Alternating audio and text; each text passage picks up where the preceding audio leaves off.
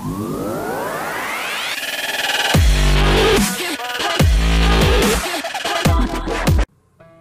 Minister అందున ముఖ్యమంత్రి కొడుకు ఏ పని చేసినా అందరి దృష్టిని ఆకర్షిస్తుంది. అలాంటిది మానవత్వంతో సాయం చేస్తే ఆ విషయం ఎంతో స్ఫూర్తిగా నిలుస్తుంది, ఎంతో సంచలనాత్మకంగా మారుతుంది. మామూలుగా సినిమాలో కనిపించే కొన్ని దృశ్యాలు నిజ జీవితంలో కనపడితే ఓ మనిషిని నిజమైన హీరోని ఎలా చేస్తుందో తెలియజెప్పే ఉదంతమే ఇది. ప్రొద్దున నుండి రాత్రి వరకు రాజకీయ నాయకులు, అందున మంత్రులు ఎంత బిజీగా ఉంటారో అందరికీ తెలిసిందే.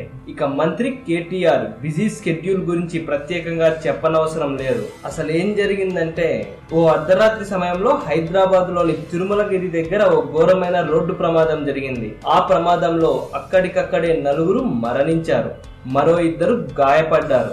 ఆ అర్ధరాత్రి సమయంలో తన పనులను ముగించుకొని అటుగా వెళ్తున్న కేటీఆర్ ఈ ప్రమాదాన్ని గమనించి తన కాన్వాయ్ ను అక్కడే నిలిపివేశాడు. ఈ ప్రమాదం జరిగిన చోటు దగ్గరకు వెళ్లి అక్కడ కొన ఊపిరితో ఉన్న ఆ 2 వ్యక్తులను తన కాన్వాయ్ వాహనంలో ఆసుపత్రికి తరలించారు.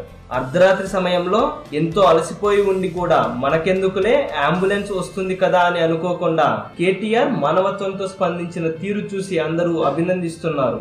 ఇలాంటి విషయాలకు అభినందిస్తే సరిపోదు, సమయం వచ్చినప్పుడు మనం కూడా అలానే స్పందించాలని గుర్తుంచుకోవడం ముఖ్యం.